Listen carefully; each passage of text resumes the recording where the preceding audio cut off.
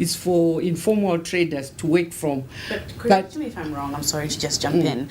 Are the people that are selling in the malls not also informal traders? They are informal traders, but now it's different because those ones, they are selling clothing, telephones, and all the other accessories. But vegetables now. But what of the markets that have been built? Like, for example, they just cited the Mbare Musika that was built in, but not many people have started using the infrastructure that has been put in place. What is the deal in regards to that?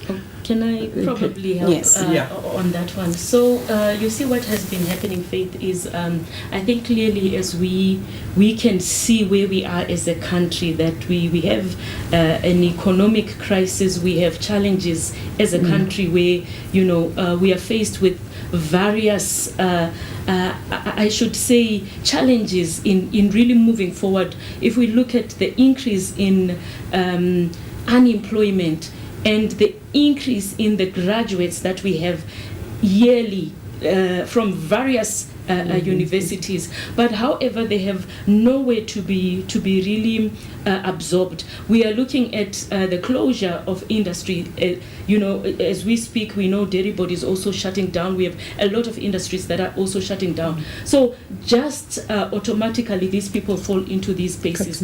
But when we look at Mbare Musika, how did Mbare Musika come about? So this is where we have a problem, even as we speak of the new infrastructure developments that are also going to take place. If we don't have people having ownership in whatever plan that we have, that's where you will find that you might think that people don't want to be compliant. But what we've noticed is once people have involvement in the beginning to say, okay guys, this is the challenge that we have, what is it that we see? I'll give an example of the Eastgate market. When Old Mutual was designing the market, they had architects who were thinking of hiring consultants from Kenya, and we had to come in as the informal sector, as the SMEs to say, but how do you design this thing for us from some perspective? So we had to sit down with them and say, look, we can't afford these huge spaces, but what we can afford is these small spaces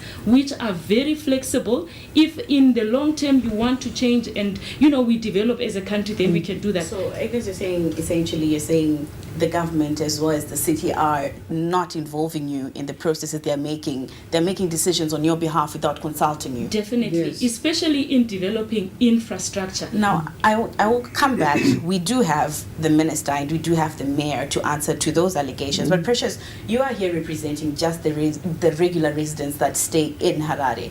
What is your take and your view in regards to this new development that is taking place? Thank you very much. We are in a situation where the interests of various stakeholders have not converged. The government is looking at achieving an upper middle income economy, and they are looking at implementing NDS 2, coming to the end of NDS 1. We are looking at Vision 2030. That's their national perspective on how we could possibly achieve that. And if you read through the NDS 1, you see the thrust of a private sector-led economic growth and development. And we are seeing that in their perspective, the private sector plays a critical role in assisting the government in infrastructure development. However, when you are looking at the council, they are looking at the few months remaining of 2025, and they are saying we must achieve Vision 2025. When they are looking at that, they are leveraging on the government's thrust to create an impression that they have achieved the goals and objectives of NDS 1 and Vision 2030. But when you are now looking from the perspective of the ratepayer, the resident is coming from a multi-dimension. This is a vendor, this is your informal trader, this is your government employee, a council employee, and various other people When they are coming into the city, there are various generations, and we can possibly look at the aftermath of the economic structural adjustment program. A lot of companies were shut down. People were unemployed, companies shut down. Now, the government adopted and accepted that the informal sector is very key. But what is missing in the policy pronouncements is citizen participation and engagement at the conception of every policy. There is this thrust to say we are running out of time and we want to achieve. So when this happens, the citizen, the ordinary person, for example, if you are talking of the Mbare New Market, we are thinking of how Masimba Construction came in, how the people whose market stores were burnt down, the victims of the fire outbreak. These are people who expected priority to be given to them, first instance to occupy that space at probably the same conditions as they were before. But the investor, the private player, wants to recoup their investment. And this clash of priorities and focus has created a situation where the majority of the people who were victims are shunning the new space because its conditions are beyond their capacity to sustain their own livelihoods. So when you are going into that space and outside it, there has been more congestion in Mbare now than before. So what we possibly want the government to look at is probably when they are conceiving these good projects. Infrastructure development is very, very important and everyone admires it. But we need also to think about the ordinary person. How do they get involved? How do they influence their government? Teresa, do you want to finish speaking if you, if you don't come back to us to respond? Now, Minister, these allegations have been leveled. I need to correct. There's a lot of misinformation and disinformation that we are exposing our viewers to, which needs to be corrected. It's unfortunate that Mbare Traders Market was gutted by fire sometime last year. When that happened, government, through the Ministry of Local Government and Public Works, and through the Civil Protection Department, wrote to His Excellency requesting for him to declare it a disaster. It was declared a disaster, and when a situation is declared a disaster, you don't follow the rules of over-consultation, because that will lead to paralysis and defeat the whole purpose. But we had representatives from the traders that were affected. They were part of the planning process. We even went to Russia with them to go and view markets in terms of our ambition, our wish list. We were with them from design stage to construction and to where it is. So what is being said here is, with all due respect, not correct. Allow me to finish. When we finished and the market was commissioned by His Excellency, His Excellency said to the investors, I want these traders to be in here, and the government will take care of the cost for the first 6 months. No one is paying anything. First 6 months. Let them so that they settle. Yeah, these are people who lost almost all their wares. Let them be there for the first 6 months paying nothing. But also give priority to the people that were affected. We sat down, the Minister of SMEs, local government, City of Harare, and the associations representing those that were affected directly, and said, give us a list. We were comparing the list that was coming from the traders with the list that was deposited with the local authority, because they had to pay rates. We actually discovered that the people, some of the names that were there are sub-leases. If somebody has got to this table, he gets 5 more people who pay directly to him at the expense of the local authority. And this is what I think my beloved brother is referring to. Those are the people that are making the loudest noise. The illegal space owners. And we also have an animal called the space baron. The people that are now saying, I own 10 tables, so people must pay to me. Then I pay pittance to the local authority. So to say that people were not consulted, I think it's not correct. But also, we must understand that we are yet in sanctions. We are under sanctions. There is no crisis in terms of how the economy is growing in this country. There is no crisis. It's a language that people were used to. What has come to life now is an improved relationship between the ruling party and the opposition. In the local, taking Harare, for instance, is run by the majority of the councillors are from the opposition world. We have now found each other. We are now planning together. We are now working together. And that is hating the same people that are writing on social media, on Instagram, saying people were never consulted, this did not happen. Because people were earning some political goals through chaos.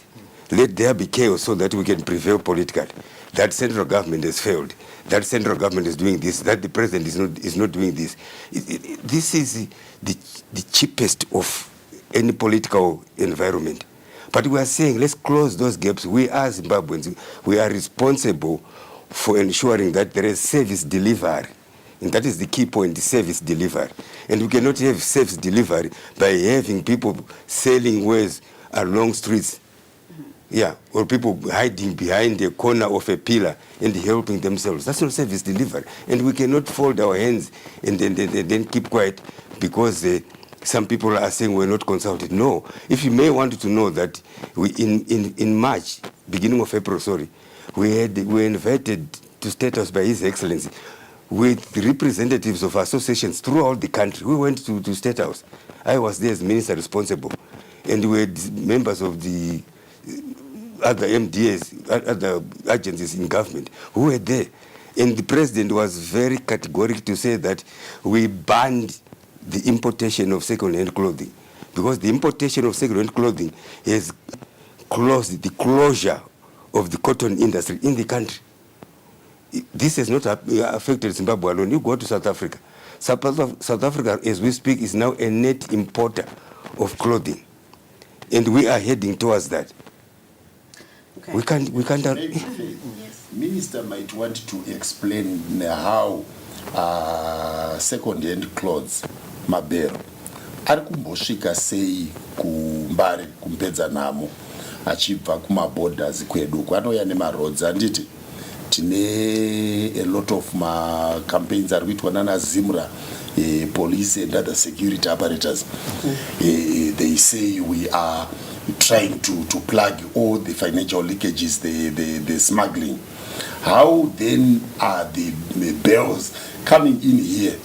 Achitonositokwa zvekutoti ukatotenderera muya unosangana nevanhu vari kutenga masoja mapurisa, everyone is going there kumabhero.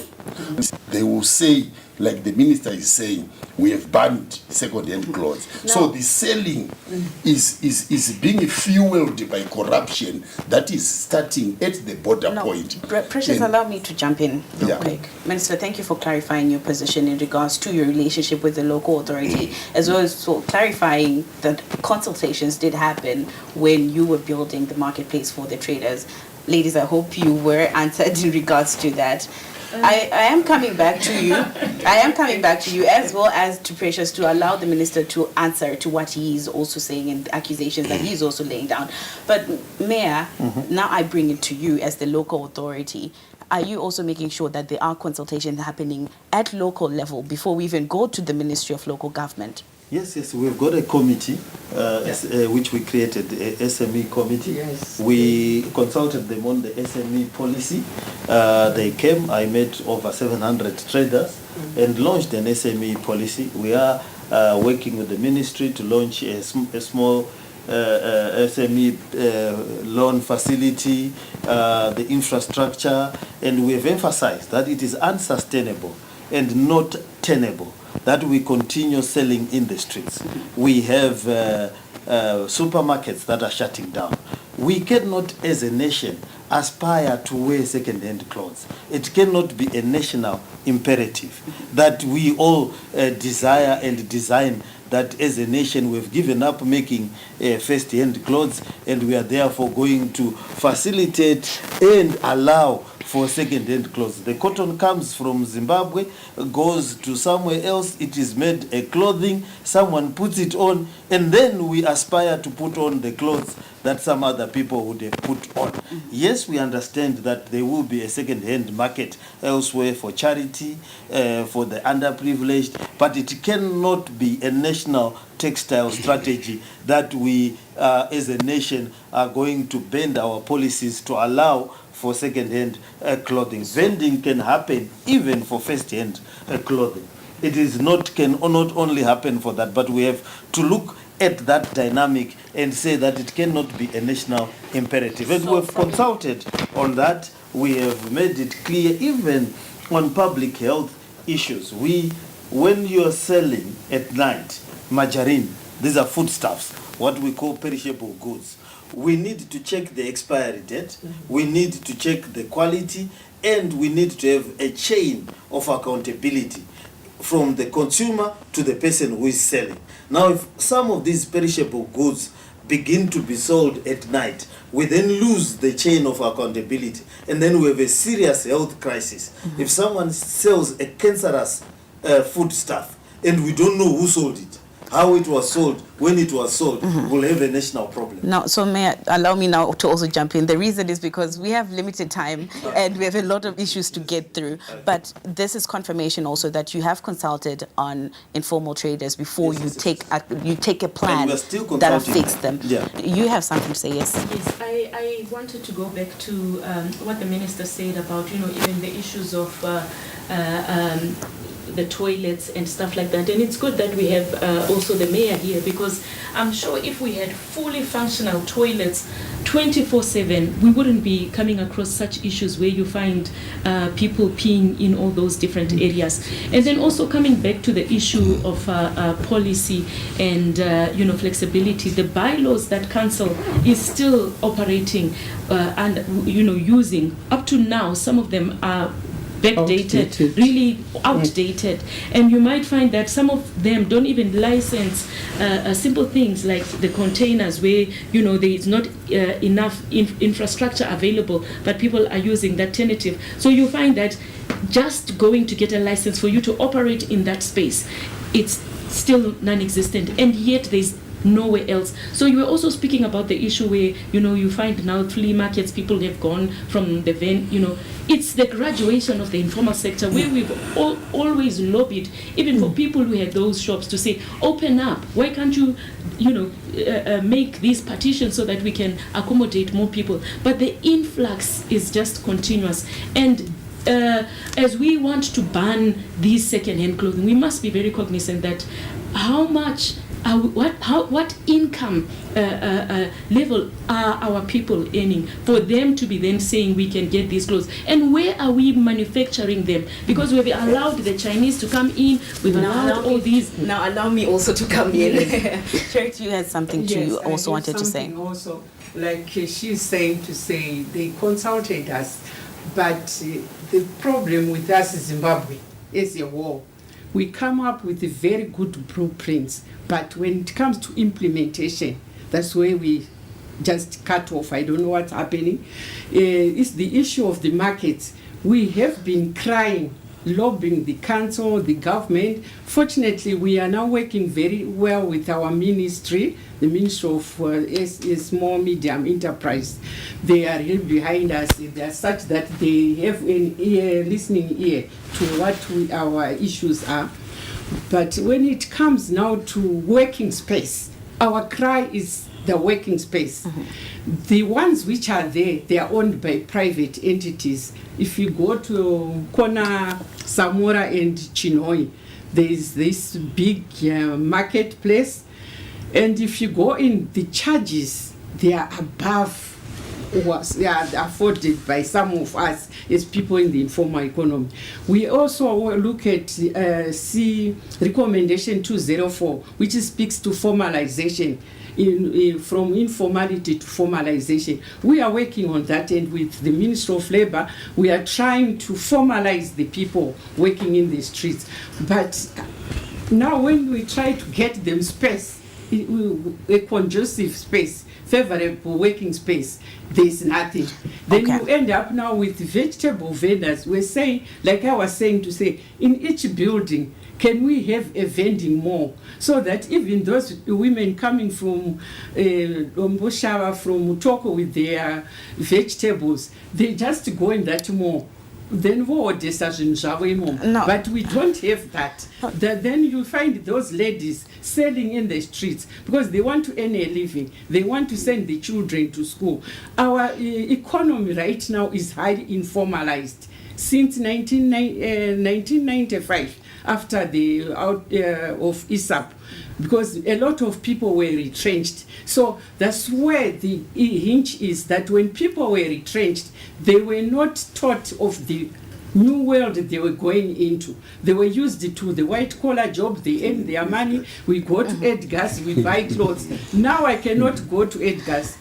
The only Edgar's I can go to is Umpedzanamo. So Charity, we hear you. Minister, you also want to add something? Yes. I just want to correct my sister that we are going through some economic challenges because of the sanctions imposed upon us. We don't want to keep on referring to ISAP. It's well behind us. It's the economic sanctions which we campaigned for ourselves to say, put us on economic sanctions so that we can be run by yourselves. But be that as it may, I think two wrongs don't make a right. Yes. If the local authority and the parent ministry have not widely consulted, that is not a ticket for you to break the law. We must never have two wrongs competing. Two wrongs will never make a right. My dear sister referred to bylaws that are archaic. I agree with you, and they're being revised and consultations are taking place. Lest somebody will come and say we never consulted. Consultations are taking place. But if those bylaws that are said to be archaic now were the bylaws that were used when Zimbabwe or Harare was the Sunshine City, what has gone wrong? The same bylaws that were saying they are now archaic were the bylaws that were there then when we had the Sunshine City status. The same bylaws are now the ones that are now promoting illegality and informality and not wanting to pay rates, taxes. People just want to live for free. I think we must disabuse ourselves from that notion of not wanting to respect the laws, pay rates, and everything else. I appreciate that we may not have adequate working spaces right now, but that's what we are working on. That's why we have now said as central government, let's privatize service delivery so that the provision of these facilities for both the formal and informal sector can be speeded up if we bring in the private sector to be part of service delivery, working obviously in partnership with the local government and the city of Harare or local authorities. That's what we want to do. I think the point here is to accept that it's not sustainable to have people selling along the streets or on verandas. It's not sustainable given our infrastructure issues to have people night vending, given also the drug and substance underworld that is within us. And we must, if we have people that are not accepting that we are actually creating fertile ground for drug and substance activities, then we've got a serious problem. But I want people to go home knowing fully well that the importation of second-hand goods, particularly clothing, are banned, and the government is not going to go back on that. If we are to plan, let's plan knowing fully well that it will not come back. And we are not going to apologize for that. We want to have a clean Zimbabwe and clean cities. Now, Minister, like you said, some of the bylaws, in as much as they are archaic, they are the same bylaws that were not followed up until we got to this point. Precious represents the residents, and you might be able to tell us why they might not be working, why residents started defaulting and whatnot. And if I kindly, politely ask you to start just shortening our answers because we're quickly running out of time. What we are faced with is an overpopulation in Harare. We have had illegal settlements that have emerged, and they don't have any service centers, and the only service center is the old city that was built maybe before are all congesting to come in. But what you must also observe is people come into the central business district around 4 when the city parking people are leaving, and when most of the municipal police officers are going home. There is no one to chase them. During the day, they will be operating elsewhere, but towards the end of day, working time, people get into the central business district to do what they do. So this overpopulation has not been catered for in terms of services in their respective suburbs. People are coming from Harare South. Harare South, if you recall, was established around the time when we had Operation Muramba China and Eastview and a host of other settlements. They were established, but they did not have corresponding infrastructure and service center facilities. So people are coming into the central business district because they assume that that is where they get money. So your but argument... what we are looking at is, despite all this, it is not a license to undertake in illegal activities. We totally agree that about the restoration of order in the city. We totally agree. What we have a problem with is the manner of implementation. What we have seen before, this is not the first time that government has made this announcement to say, we want vendors out of the city, we want combis out of the city. In previous undertakings, previous operations, they have combined the Zimbabwe Republic Police and the municipal police to demolish people's structures, to evict people. But when they were doing that, they did not consider where these people would go after being removed from the CBD. So our lobbying, when we were being consulted on the SME's policy, our lobbying was, and we believe they need to implement, because our inputs found their way into the SME's policy. We were saying, let's charge all the vendors for operating wherever they are. Let's get the nominal fees from them. Let's create a fund that is ring-fenced to ensure that we begin a process of putting up modern infrastructure for our vendors, the informal traders. Look at Zimex Mall. There is we don't know how this came about.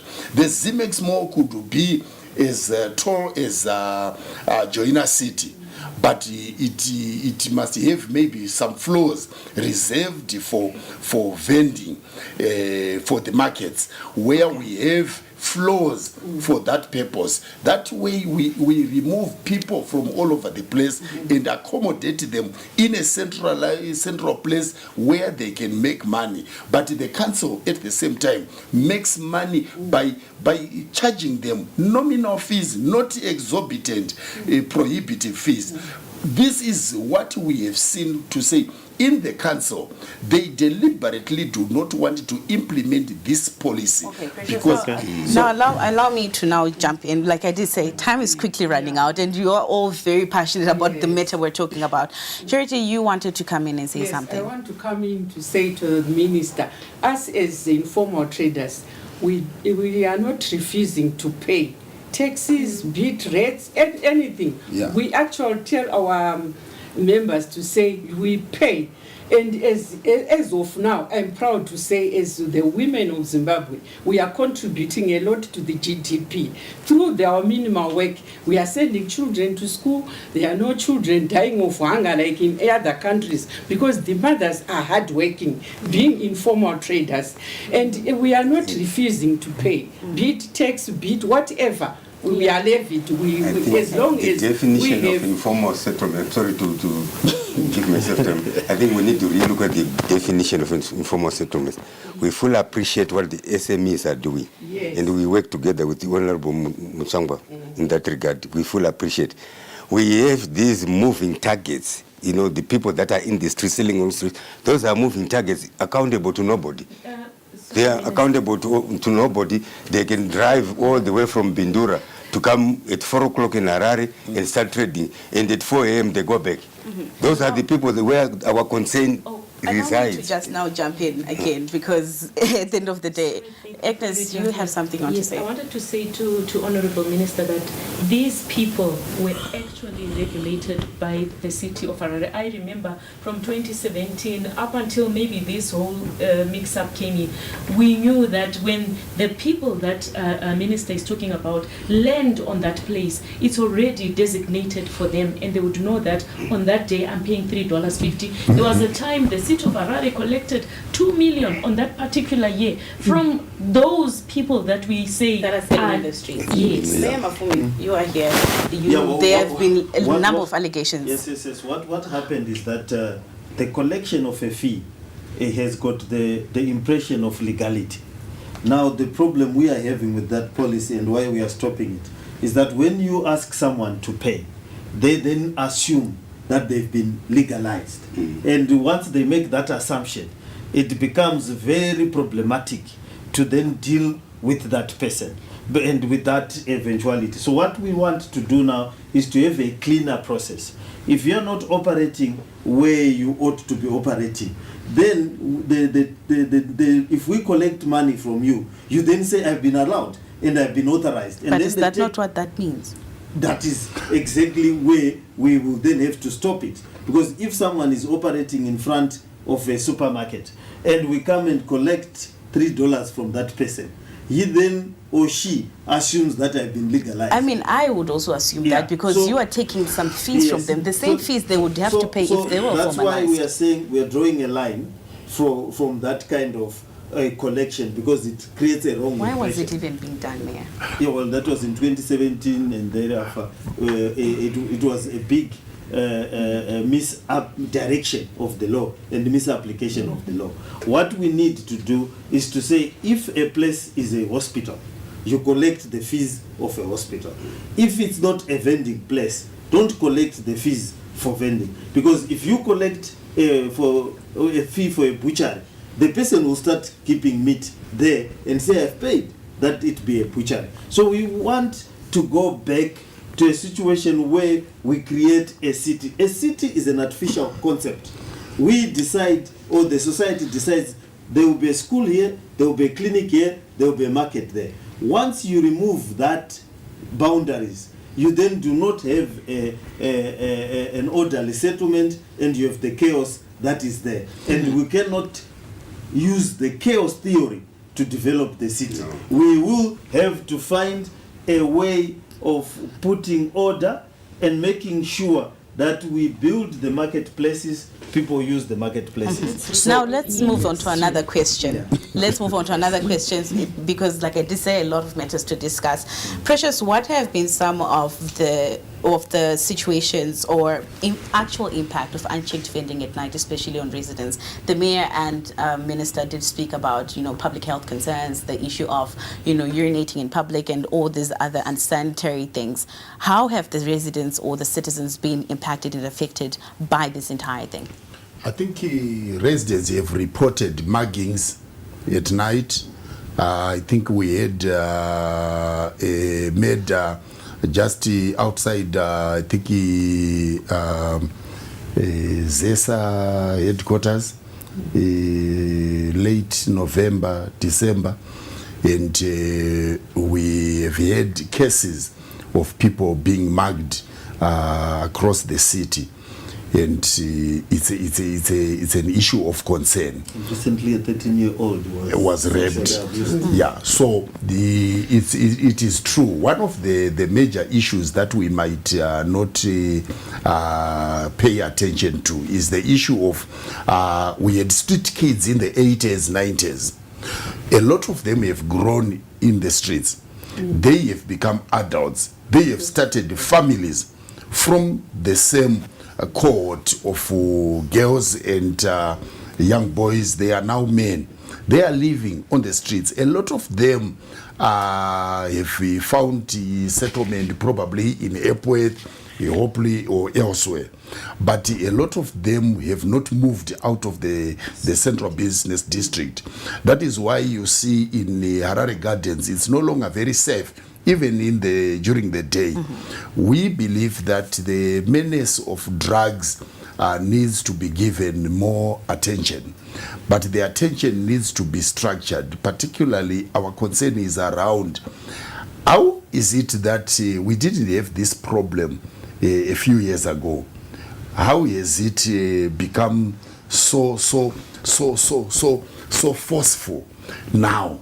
Why? Who is bringing these drugs? And I'm sure that's something that you have also been working when to the address. minister is talking about the drug and substance abuse issue, he aligns with the concerns of most citizens. Okay. They are concerned. All right. But the issue is still around how do we deal with this issue of protecting the people. So vandalism of council property has taken place during the night.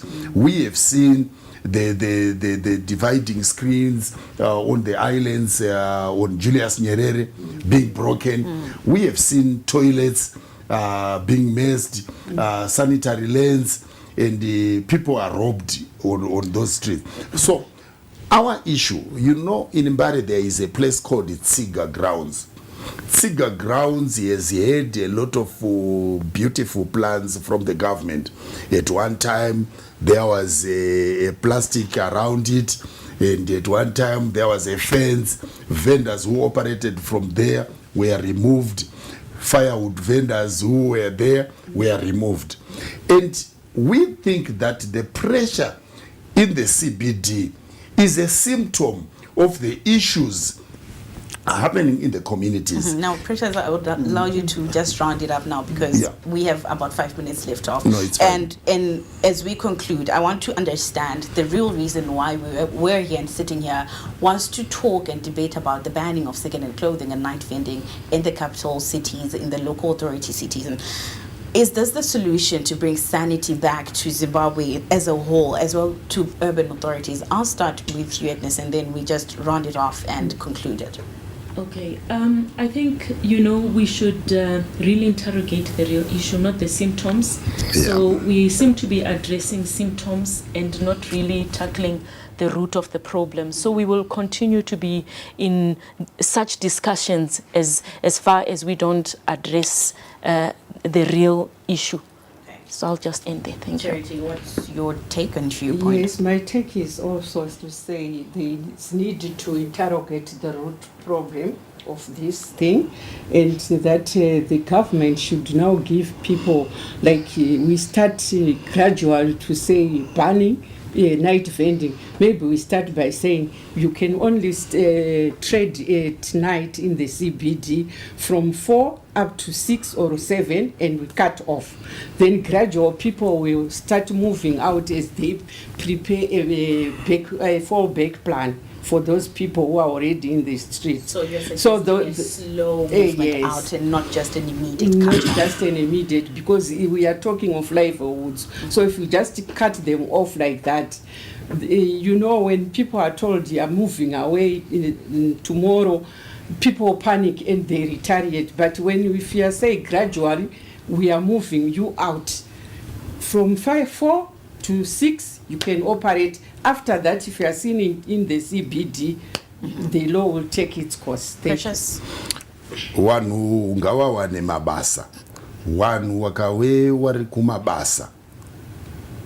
The vendors you see will disappear. Okay. And that is what we are calling for. And the vendors, let the council set a time frame to say in 6 months, we will be charging this, maybe $3 for each. We want to construct this, and they have the plans, make them available.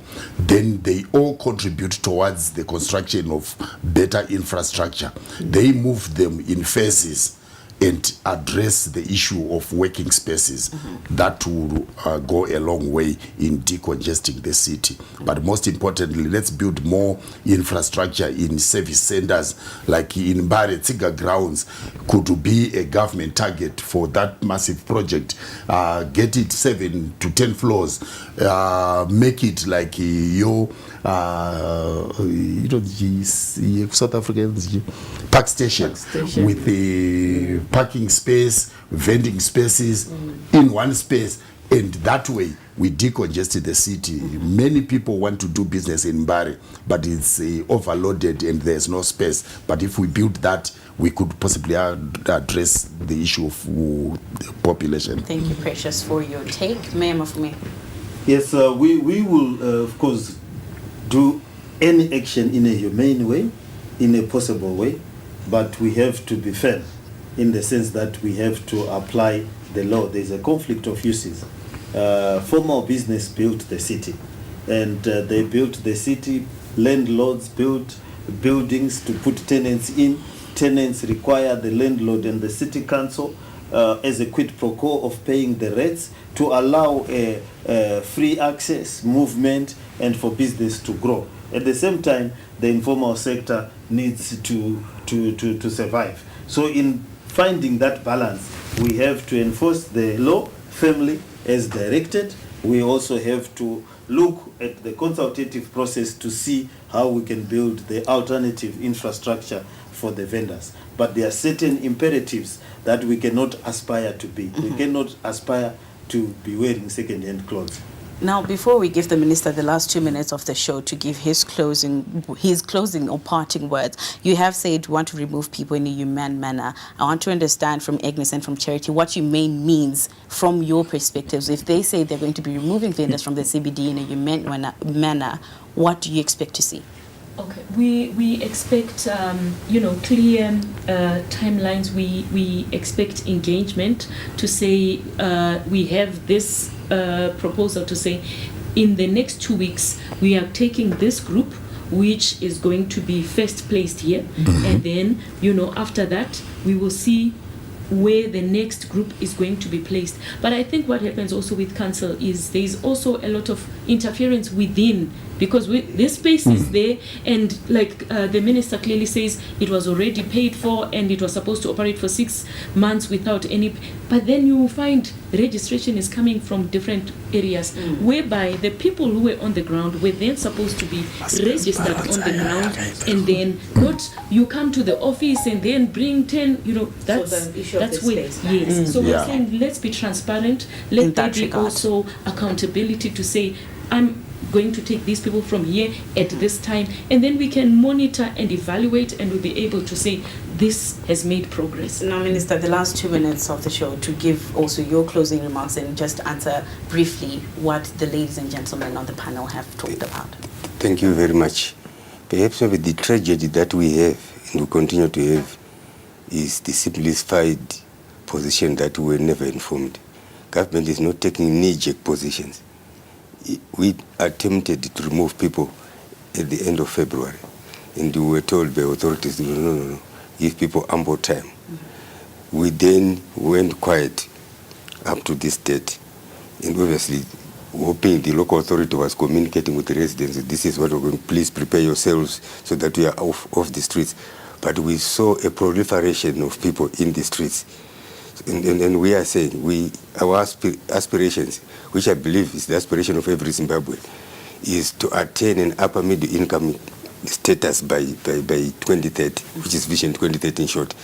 And it does not happen also folding our arms and blaming each other. We need to be participants in the game plan. But I agree with my sisters that we need an implementation strategy together with them. We are starting with the central business district. Where do we take these people to? And there are spaces where they can be taken to. They are there. They are there. I want to come to the point that was raised by Mr. Shumba. SIGA, maybe you are not aware of the grand plan for Mbare transformation. What we built and finished, which is existing now, is the phase 1 of the urban transformation for Mbare Traders Market. The second phase is going to see the construction of a 3-floor structure, massive structure, with the different floors. The vegetables and others will be at the ground floor, the computer hardware and so on and so forth. In Bari, and the Tsiga is now is like a holding camp as we speak. We are developing it now so that the people that are on the construction site are taken to Tsiga. Once that one is finished, we remove them from Tsiga, develop Tsiga. We then also want to look at the accommodation.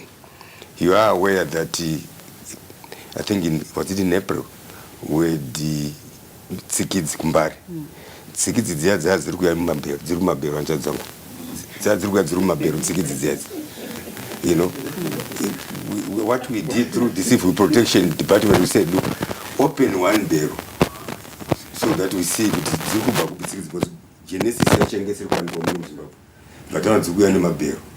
But that is not the major reason why we banned the mabhero. Why we said let's ban the importation of second-hand clothing is the destruction of our very own industry. We're an agriculture-based economy, and the cotton is one of the pillars in our agriculture sector. And that pillar is dead as we speak. Both the mabhero is taken over. So we must be alive to the fact that whether it's painful, whether we don't like it, we must implement it. We must do it. We must clean our cities ourselves. We created the problem. We must solve the problem ourselves as Zimbabweans, as residents of Harare. I'm sure the next time we are going to have this sit down, we'll be talking about what has happened since this discussion, what stages and steps we have taken in order to clean out the city. We have unfortunately run out of time, but I'd like to say a huge thank you to my guests right here on the Chase tonight. Jacob Mafume, Mayor of the City of Harare, Daniel Garwe, Minister of Local Government and Public Works, Precious Shumba, Director, Harare Residents Trust, Charity Mandishwana, National Women's Leader, Zimbabwe Chamber of the Informal Economy Association, as well as Agnes Magunje, Chairperson, Informal Traders Empowerment Association. I have been your host, Faith Nyaude. Good evening and enjoy the rest of your viewing.